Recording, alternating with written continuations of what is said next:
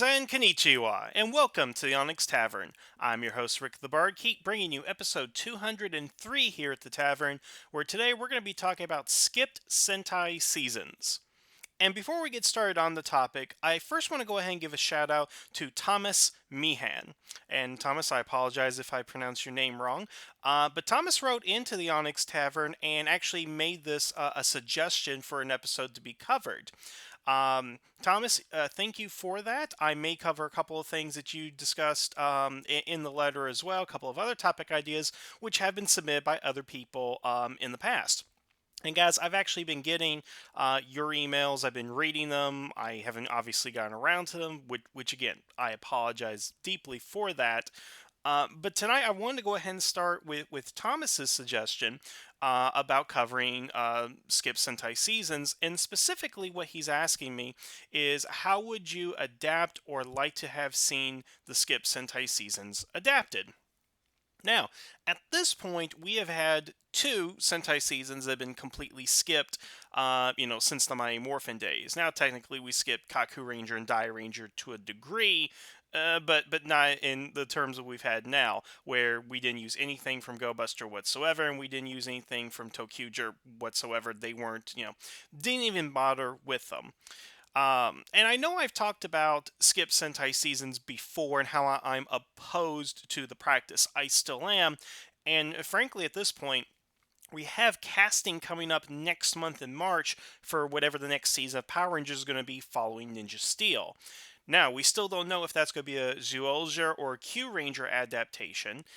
I would like to go ahead and see a Zyuohger adaptation because I think there's a lot you could go ahead and do with that. But I think the common wisdom is they are going to do Q Ranger.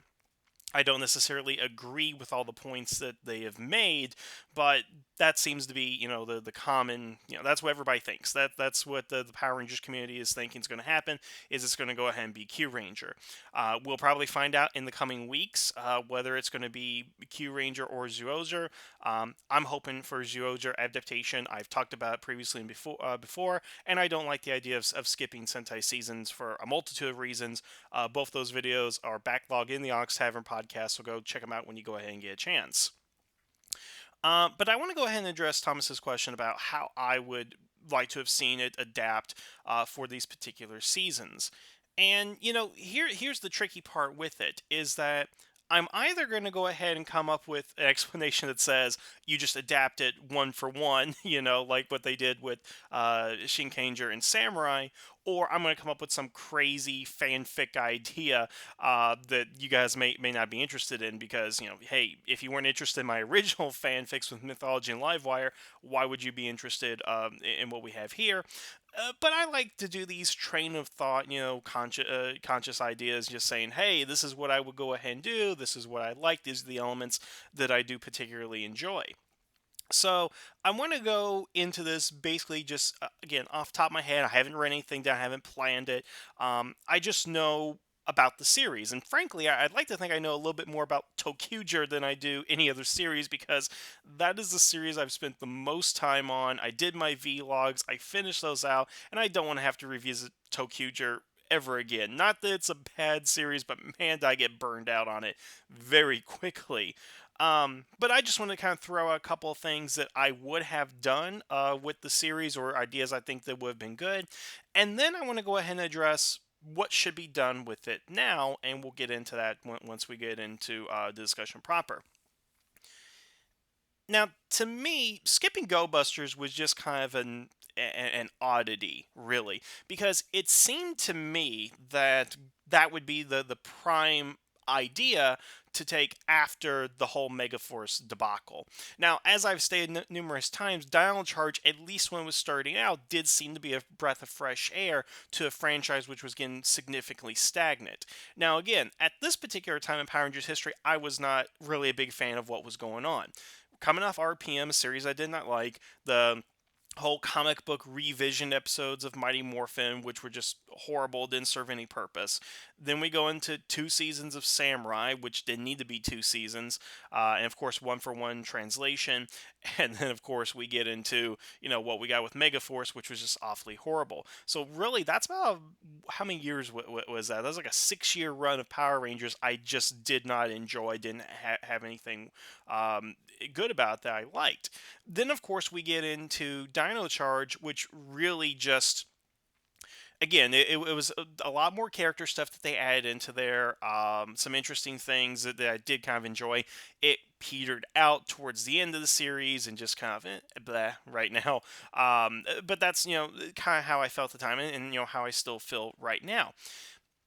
I think when you take a look at Megaforce and what happened there, and everything that just went down, how fans hated it, I think it would have been a good idea to try and scale things back. We've talked about things about the budget, the issue with the writers and everything, and how the sea change took place.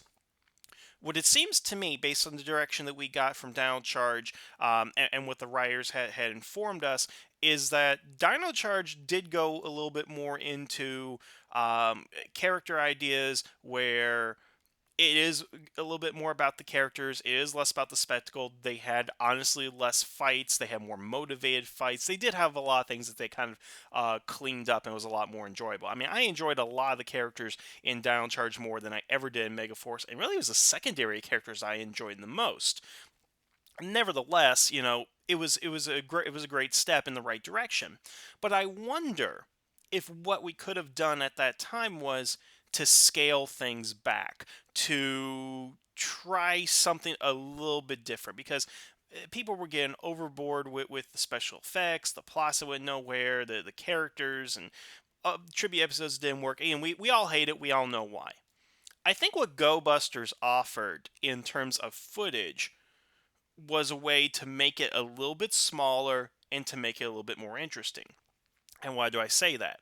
Well, first of all, you start out with 3 primary characters. You eventually get to 5, but it doesn't balloon up to 6 Rangers, 7 Rangers, 12 Rangers, IEQ Ranger, and so forth. The cast actually does seem pretty small. And as I said before, I think we need to go back to the 3 member format, if only to try out more character dynamics, to try things with more secondary characters to build up more plots and relationships. Because again, look at Dino Charge, and this would be the antithesis of it, is that you had about 10 or 11 main characters who by the end we really don't care about. Again, my favorite character was Prince Philip. He got like a 2 or 3 episodes kind of devoted to him, but by the end we don't have any interesting relationships or revelations, or there isn't that much there because you have so many characters you need to focus on, and unfortunately you have to focus on the 5 main rangers as opposed to all the secondary rangers that you have out there. With an idea like Go Busters, with having 3 Rangers, you could focus more on character, where you could say, we're going to do, half these plots with the Red Ranger, half these plots with the Yellow Ranger, or a third of them, however you want to go ahead and do it. And I think having a smaller cast, you could focus on that. And what I would have done, assuming that we had this 2 season format, simple. Do the first 20 episodes with the 3 Rangers, and then have the second season premiere, uh, Super Go Busters or whatever they would have called it. That second season premiere would have introduced the Gold and Silver Ranger for the second half. So that way, as I see it, you have 20 episodes that deal with the Rangers themselves, and then you have the next 20 episodes to focus on 2 new characters and the dynamics therein. So that would be the way that I would go ahead and look at it. Now, not to mention, people say, and I don't believe this. I mean, I've seen Go Busters. It's been a while since I've seen it, but they say that there's not a lot of usable Ranger footage within the series. To which I'm not exactly sure where they're coming from, because it seems to me that Go Busters had just as much Ranger footage as any other season. I could be wrong. I'd have to go back, but I don't see where it would be incredibly difficult to adapt it. And let's keep in mind that the primary reason stated that they even went with Dino Charge is because it had dinosaurs, and they were really big in, Jurassic World was coming out. People are big into dinosaurs and whatnot, so that's what they decided to go with. Um, but there was no other reason that was given why they didn't adapt the Go Buster footage. I mean, again, they say again with the costumes. I'm like, if you really look at it, what is wrong with the Go Buster costumes? Okay, they're made of this pleather material, and I mean, it's really funny. It's kind of like when Geki Ranger was first announced, the big concern. Oh my God, they don't have belts. Really? I mean, honestly, when I remember when I first saw the Geki Ranger costumes, um, my thought was, oh, they were a little dark. That was kind of my thing. Is just the aesthetic was a little dark. That was my only real complaint with it at the time. But I didn't even notice they didn't have belts. It didn't even dawn on me. And I don't understand what the big deal about them not having belts was. I mean, okay, whatever. Um, but there's nothing wrong with the Go Buster costumes. I mean, I really do like them. I like the helmets. I like the colored visors. Hey, the colored visors they actually did on those helmets are better than the Lupin Ranger colored visors, and I would argue that they are probably better than the Time Ranger colored visors. They did have like a metallic sheen to them, and that was pretty cool. Okay, regardless, what was my point? Again, stream of consciousness here, guys. Um, I didn't see anything particularly wrong with the costumes. I don't see why it would have been a big deal to adapt those costumes. Again, I think the whole reason it was Dino Charge is because it was of the dinosaurs. And some people say the toy sales were Go Busters were bad. I'm like, okay, so what's the problem? There's nothing wrong with the actual toys. If you're trying to sell toys, trust me. Here's the thing about Bandai of America: they will make a toy up if the show lacks it. And I will point this to you now. Apparently, Ninja Super Steel, the toy line, will have a Gorilla Zord coming out. But there is no Gorilla Zord in Ninja Steel. And by the way, the toy's not even supposed to combine with the others. So what the hell? Um, yeah, so I don't ever look at the toys as being a big deal because they will make stuff up if they have to. I mean, again, they could adapt Go Ranger tomorrow for a new series, and I guarantee you that Bandai would come out with 15 variations of animal Zords that are supposed to be power up armor for the Go Rangers or whatever stuff that's not in the show, because there is a disconnect, guys. There really is there. Anyway, the point I'm making is I don't think toy sales would have had anything to do with it. It was just dinosaurs were more popular, which is again kind of where we get into Tokhuger. We'll talk about that for a minute. Um, but I think it would have been a good opportunity again to focus on characters, to go small. I think the footage was just fine, and one of the things I think GoBusters was doing in its footage is it did have the characters of Enter and Escape that I really like, because what they have is they do have Messiah, and he is basically the anti-Zordon. He is like a floating skull that they talk to give directions. They send out Megazords and do their whole thing. And as you've no doubt guessed from the Pato Ranger Lupin Ranger First Thoughts video I did last week, or a couple weeks ago, was that I like the idea of evil ranger teams, and that the concept of an evil Zordon I like. And honestly, they do have a Dark Buster costume. Both Enter and Escape do have more robotic costumes that they have. So I would surmise what would be interesting is that you do have the three main rangers, and then you have two main villains, male and female, and that you make them human characters. That's again something else that I've really pushing in series that I don't know why they just don't do this. Yeah, you can go ahead and talk about Heckle and Snide and all that, but I kind of view that as an outlier. It's a little bit different than what I'm talking about. But what I would have done in that particular instance is go ahead and take the suits, use those for the combat footage, or of course, film your own footage where you could have had the similar design. And what you could have done is actually cast two Japanese people, because you could use the footage and get away with it a little bit more. Hey, brother sister duo, that would have been interesting to have. There are the bad guys. Maybe you have a plot where the evil Zordon recruits these two to be heroes, quote unquote, but they're actually being manipulated to be evil. Or heck, maybe they are totally evil. That's the plot I would go with, but we're talking about Saban era Power Rangers. They would have to be manipulated. And then you have these three Rangers that either on their own or with the help of a mentor do become good Rangers to stop these evil Rangers. And honestly, the costumes that you have for the Dark Buster and Enter Escapes modes could conceivably be some sort of ranger costumes, or they're not even rangers. They're just like, again, evil Zordon, save the world. You're going to be these mechanical superheroes or something like that. That's something I think I would have gone with. I think that would have been interesting because then you have the three main rangers, and then you have two human characters that you can actually do things with. Again, I've seen Live Man through and through, and what was the plot that it started with? Three heroes, three human villains. They go against each other. They have personal history. So, what if you had the dynamic of a five ranger team? Maybe they were Power Rangers or something, and we're picking up the story midway through, or whatever. And two of the characters are seduced by the dark side, as you will, and go and become evil rangers, or they have ideological differences on how to attack. Or heck, maybe there is a third faction involved where they are fighting some sort of war, civil war, invasion, whatever you want to go ahead and have, and they're all freedom fighters, and they decide we need to do small guerrilla tactics, whatever, stuff like that.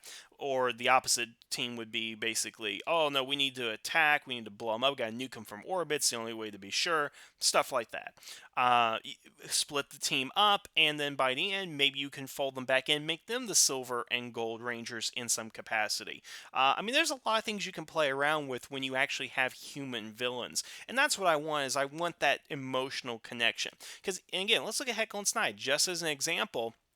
There is no connection between this character because Snide is, or excuse me, Heckle is supposed to be what, at least 65 million years old, the last remaining survivor of his world. So this dude is, ancient compared to our Rangers, and doesn't really interact with them much in a meaningful, significant way as far as getting to know them. Everything he does is a ploy for power or to sneak in and things like that. But what if you actually had a character who were best friends and then they got separated and had to fight against each other? I know we've heard that plot a number of times before, but again, in Power Rangers, I think we could have done something unique and different with it. So again, what I may be suggesting may sound like fanfic to you guys, but I think it would be a great opportunity to condense the story, to make it on the personal level, and to cut down on things like big alien invasions from space and stuff like that. Again, ultimately, what they did with Dial Charge was fine and serviceable, but what you still have is two invading armies from the stars, basically, attacking our Rangers. So, something on a more grounded level. Um, that's something I would have liked to have seen. What if the enemy was not from the stars, but from within? Is how I would go ahead and put it. I think Go-Buster would have been a great way to adapt that, and I'm sorry we didn't get to see the Zords. You totally could have done something with the Buddy Roids. You could have made them sentient. You could have made them just automatons. You could have done whatever you want with them. Heck, if it's just the three Rangers, you have somebody for them to bounce their thoughts off on. I think that would have been interesting to have in the series, and I really did like the Go-Buster Zords. There are some issues with them, but I did like them a lot, and it's sad to see that they weren't adapted into the series proper. Okay, so that's what I would have done with Go-Busters if I had adapted into a two-season Neo-Saban series. Again, that's just broad strokes. Maybe that's something we can talk about in a full episode later. Maybe one day I'll write my own fanfic again. Who knows? But that's kind of the thing I would do with that, again, off the top of my head. Now, Tokhuger is a completely different animal. I think Tokhuger gives you the ability to do a more traditional Power Ranger season because of the five Rangers. Um, and I think ultimately, had they adapted it, that's what they would have done for the series. Is that they would have just played it safe, five teenagers with attitude, kind of thing. It ultimately, I think, kind of would have been a little bit of a deviation from the Tokhuger series, that they would have probably adapted the children to adult thing, which I don't have a problem with that in theory. It is with the execution. The way Tokhuger did it, I didn't particularly like it and didn't enjoy it there. But I think if you had thought about it a little bit, could have adapted into Tokhuger in a different, meaningful way. Now, here's what I would have done. Again, Neo-Saban, two seasons, whatnot, and stuff. I would take the memory loss aspect because I find that to be one of the more interesting aspects of the series. What I would have done is started out just as the way Tokhuger did, with the trains going by, waking up on the train not knowing who you are. I would kind of start off as a mystery, basically, is that they honestly don't know who they are, and they have to go find their home, that they have to travel America, the world, New Zealand, whatever it is, to go ahead and find their origins. I would make that the running plot throughout the series, that they're trying to find home, but they're being thwarted by the Shadow Line. Um, which they need to have a better villain than Zet. Um, I don't know what you would kind of do with that whole menagerie right there, but again, we'll come with ideas. But what I'm saying with the Tokugers is do this: have them not know who they are, have these types of personalities, but then as the season goes by and they start remembering things of their hometown, that they start remembering things about themselves. And I don't know if I ever brought this up with you guys, but I do remember I had similar thought with Go-Sager, that what I was kind of disappointed about is it did seem very bland. That's Go-Sager in nutshell. It was a pretty bland season. But I had this concept, and I don't know maybe if I did it for a college script or something like that, where it's taking the angel thing to a more religious extreme. And now here's kind of the idea: is that just imagine that the Go-Sagers were not humans living in their dimension, but they were actually angels, literal angels, where they lived, they died, they're going to heaven, but they got to get their wings, they got to do good on earth, whatever you want to go ahead and do. So each of those characters had died at a certain point, but they don't remember their lives. And as their lives come back to them, they make realizations. They have to, make peace with themselves, with their families, yeah, and stuff like that. But one of the things I thought would be really interesting is, what if we assume that one of those angels had actually died and was supposed to go to hell, but something happened. He's good, but as he or she learns about themselves, they become darker, become evil, turn on the team, or find some sort of redemptive arc. That, yeah, I killed 12 people when I was alive, but now I'm going to redeem those souls, as a Ghost Sager. I just thought that would be an interesting take on the series, and I think that's something you could do with Tokhuger. That they wouldn't have them as angels, as people that actually die and all that. I get that, but say that they're actually teenagers or young adults, not like young adults. I'm talking about like college age, or something like that. That they have their lives, they lose their memories because they become Tokhuger. Something happens that causes that, and throughout the series, they learn about themselves, but their personalities start to come back to them. So let's take an example. Kagura's character, the Pink Ranger, she was always bubbly and happy, and okay, I mean, that's good for some people, but you can get diabetes from watching that too long. But what if we had a Pink Ranger in the Tokhuger adaptation? Let's call it Rail Force, because I always liked, I thought that was a pretty cool name. I don't always like the use of Force in titles, but hey, Rail Force, that was pretty cool. Let's say the Pink Rail Force Ranger is this syrupy, bubbly, like, okay, guys, let's go do this today. Let's save people and find our homes. OMG. Let's say that was her personality. Let's say that was the character that we have to work with. But what if before she lost her memory, she was someone who was struggling with depression, someone who had problems in her life, a divorced family, a dead family, whatever you want to do, and before she had lost memory, she was depressive, dark thoughts, whatever, emo maybe, but not going there exactly. And then as she gains her memory back throughout the series, then her personality starts changing.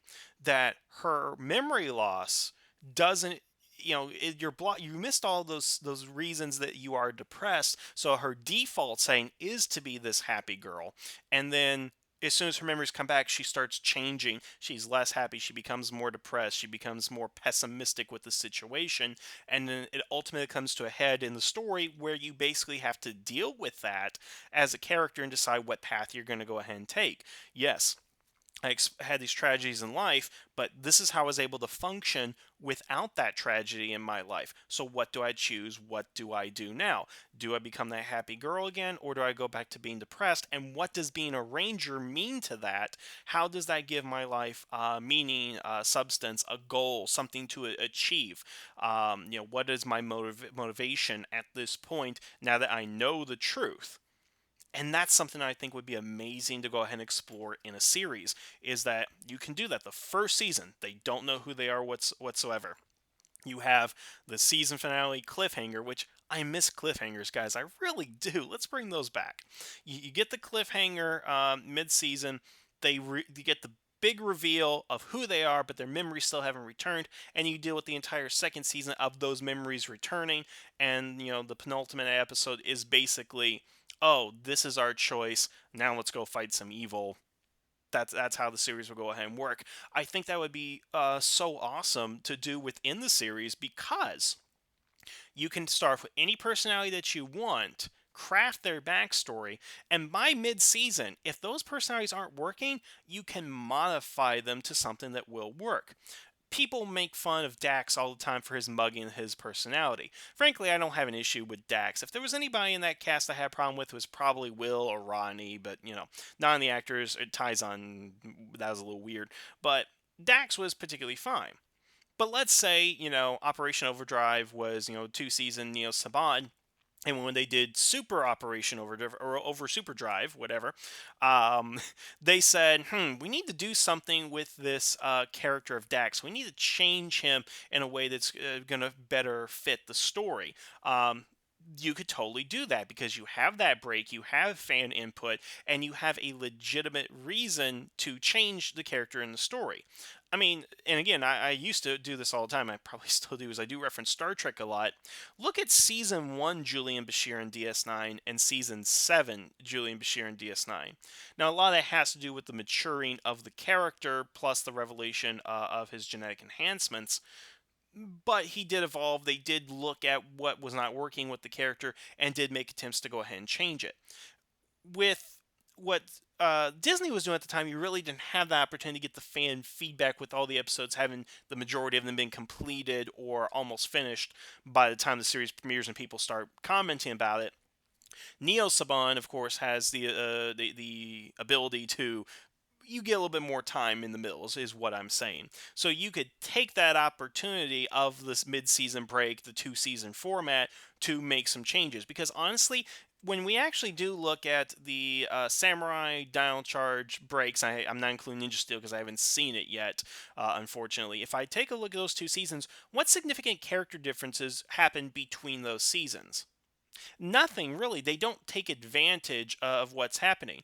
The thing about Samurai is it is one continuous story, and the break is really artificial. Whereas in Dial Charge, there is a significant break in that, but I forgot Megaforce. Oh, I'd love to forget Megaforce, but I'll use this example. The break was to go out and start a new paradigm, to get rid of Sledge, to introduce the new status quo with Jekyll and Hyde, or Heckle and Snide, excuse me, and to change things up. They didn't do it well enough, I think, but that's what they tend to do.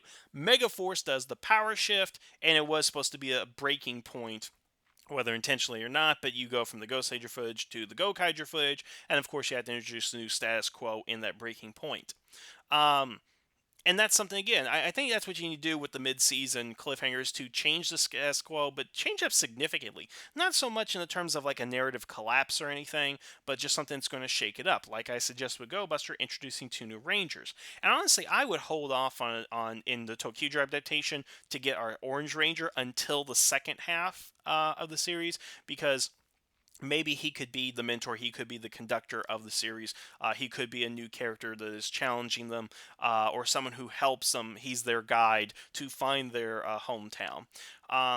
Again, really with the Tokyo adaptations, it is taking what they have, and this is ultimately I think what you should do as a writer for Power Rangers, is take the Sentai series, see what works, and see what you want to craft it into. Now, are there times you're going to take a fantasy, a forest setting, and turn it into a space opera on a space colony? Absolutely. But I think the benefit of having them run years in advance now, and having a chance to look at all that footage with the internet, translations, and all that stuff, is you can say, this worked, this didn't work. So why don't we try to adapt this, add this element, and fix this problem here? Because I really look at adapting Power Rangers as a challenge, a narrative challenge, to take something that's pre existing and modify it in a unique way. Because when you look at like Samurai, and we're going to beat on Samurai again, it is basically putting through Google Translate and dropping all Japanese culture, history, diversity to where Samurai is a pretty bland season. But what if they had what if they had decided in that to keep the Japanese elements and improve upon it?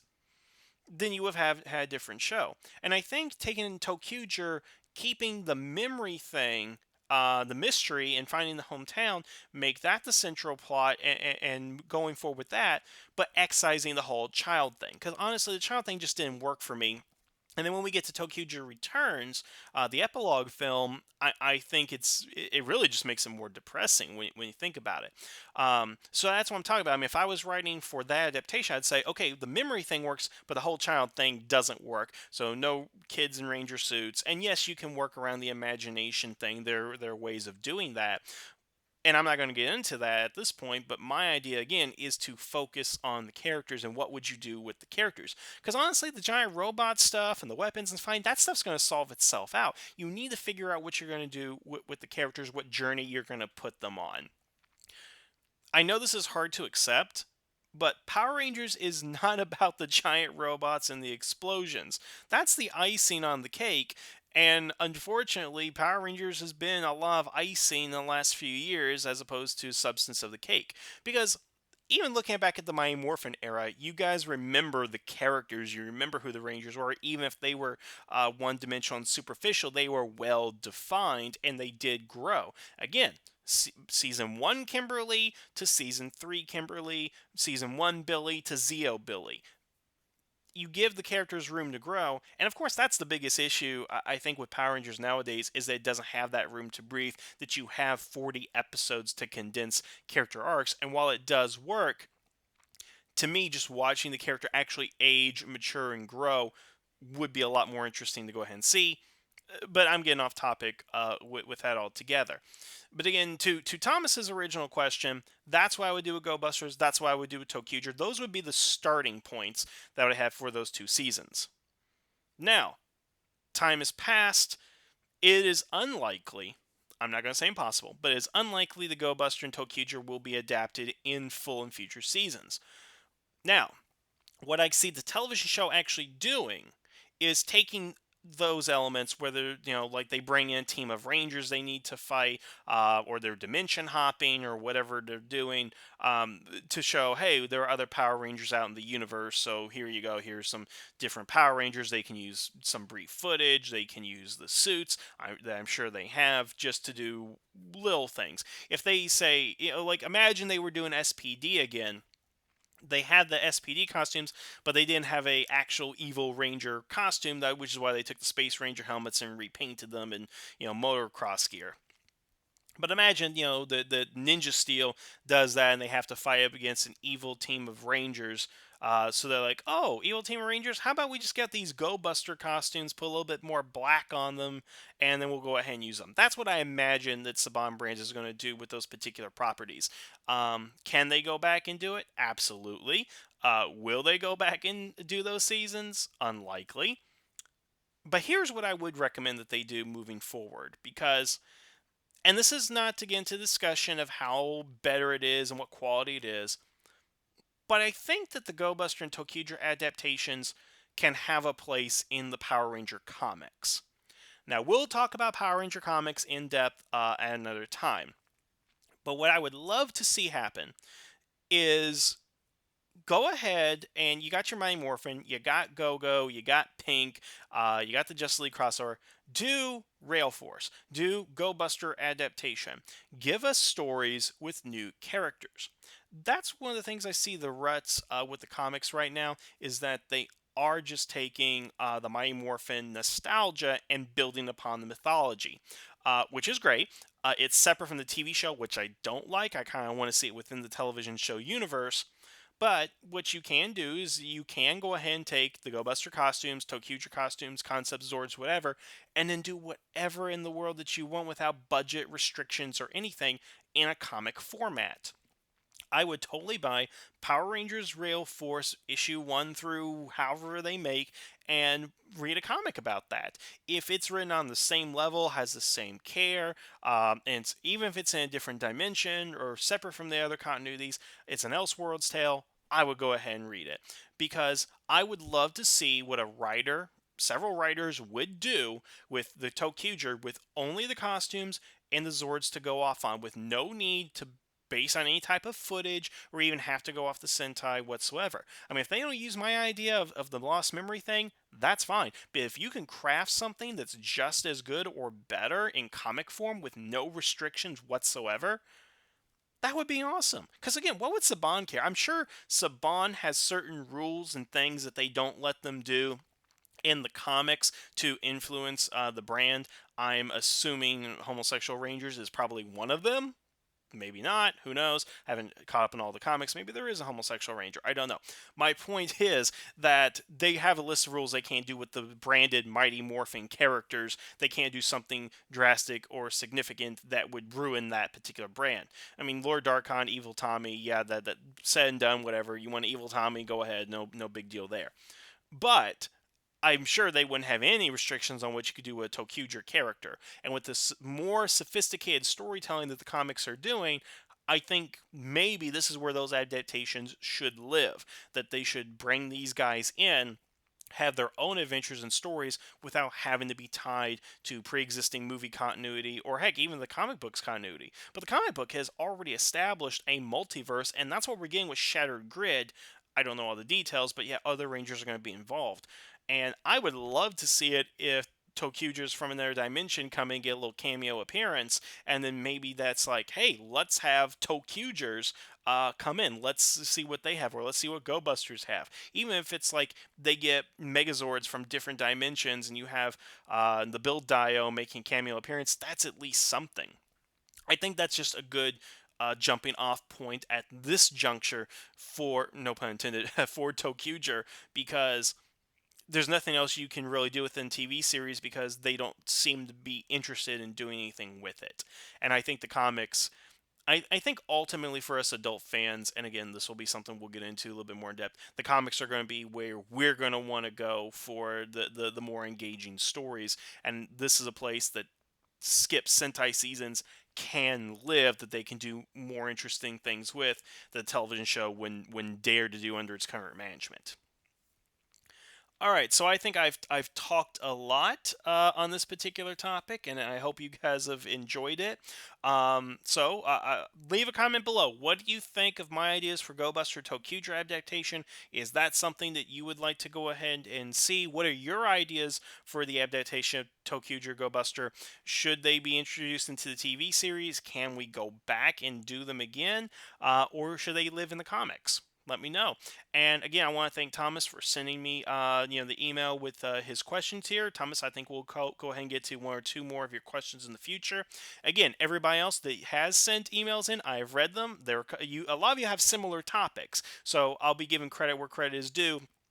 For multiple emails that I get of the same topic. And again, if you guys want to write in, the email is up on the screen, onyxtavern@gmail. Send it to me anytime, and we'll see what becomes of it. Again, I want to thank you guys for emailing me in. Thank you, patrons of the tavern. It's been really great. But that's our show. Thank you for listening. Have a good evening. And the tavern is now closed.